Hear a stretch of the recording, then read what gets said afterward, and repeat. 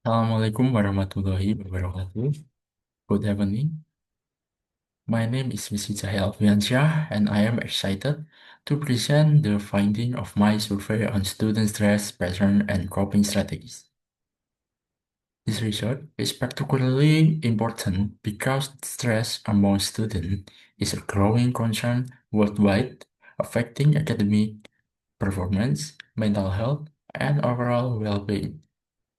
Through this study, I aim to identify the primary stressors students face, understand how they cope, and explore the implications for institutional support programs. Let's begin by looking at the background and purpose of this study.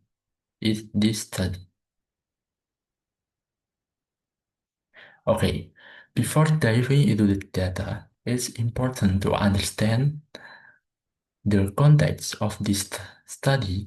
Research by Pascu et al. And Reddy et al. Has shown that students globally experience significant stress, primarily due to academic and financial pressure. My survey builds on this finding by focusing on a specific demographic: university student aged 16 to 19, to identify local trends and compare them with global patterns. Understanding the stress factor and coping mechanism is crucial for developing target support systems that address student real needs. Now, let's take a closer look at the specific objective and research question that guide this study.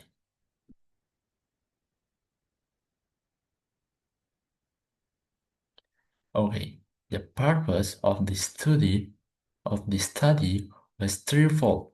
First, to identify the dominant stressor affecting students, whether academic, financial, or social. Second, to map the coping strategy students use to manage their stress. And third, to assess whether this stress pattern vary by demographic factor like age or gender. To achieve these goals, I formulated three key research questions. 1. What are the primary stressors faced by students? 2. How do students typically manage stress?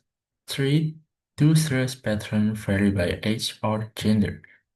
This question helps structure the survey and analysis, ensuring that the findings will be both actionable and comparable to existing research.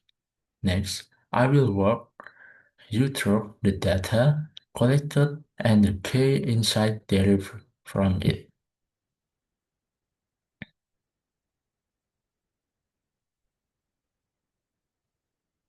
Let's now examine the data in detail. The survey includes responses from 47 students with 57.45% identifying as female and 42.55% as male.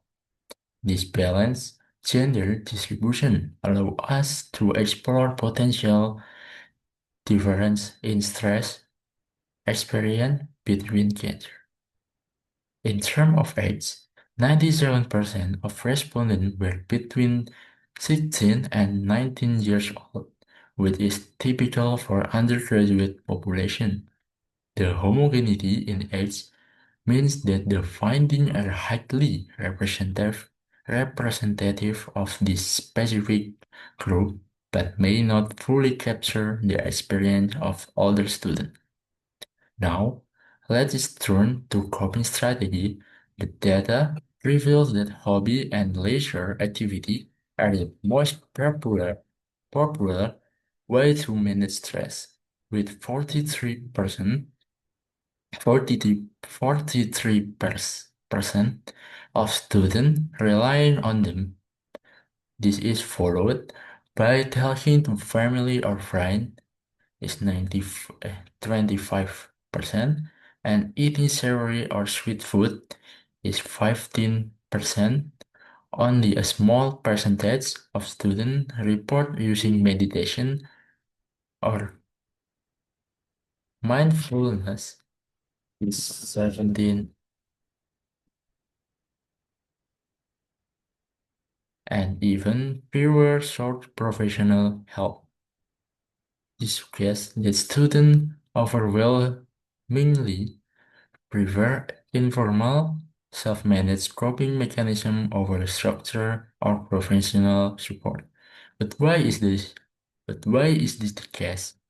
Are students unaware of a valuable resource, or do they perceive them as ineffective?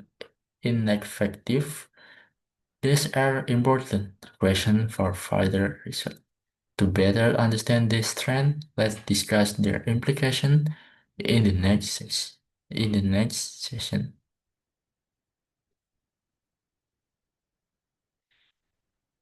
Okay, the finding of this study reveals several important patterns. First, the demographic data confirm that the respondents are primarily young undergraduates with a nearly equal gender split. This aligns with typical university population and ensures that the results are relevant to this group. Second, academic pressure emerged as the dominant stressor, which is consistent with global research such as the study by Reddy et al. This is not surprising given the intense demands of university life, including exams, assignment, and future career uncertainties. Third, student reliance on hobby and social connection for stress management mirror trend observed in international studies. For example, Lazarus and Volksman 19 and 84 theory of stress and coping highlights that activities like hobby and socializing are effective emotion focus strategy. However, the most striking finding is the underutilization of professional mental health support. Only a tiny fraction of students report using counseling or meditation, despite the proven benefits of this approach. This highlights a significant gap in institutional support system. Are universities doing enough to promote this resource? Are students hesitant to seek help due to stigma or lack of awareness? This question must be addressed to improve student well-being.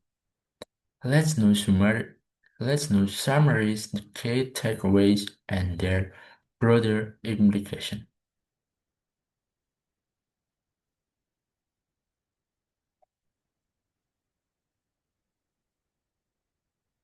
Okay.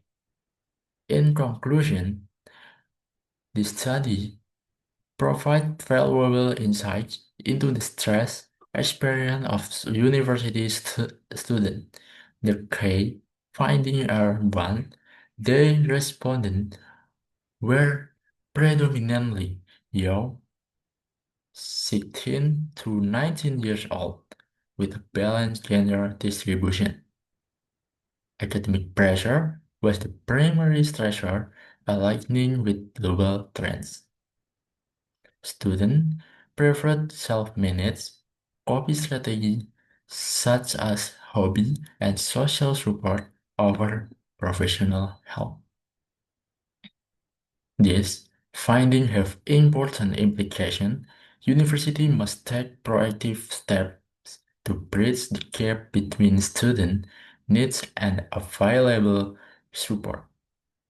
This could include increasing awareness of counseling service through campaigns or workshops, integrating stress management programs into the curriculum, and reducing stigma around mental health by fostering open conversation. Future research could expand on this study by exploring cultural influence, including a more diverse age range, or investigating why students avoid professional help.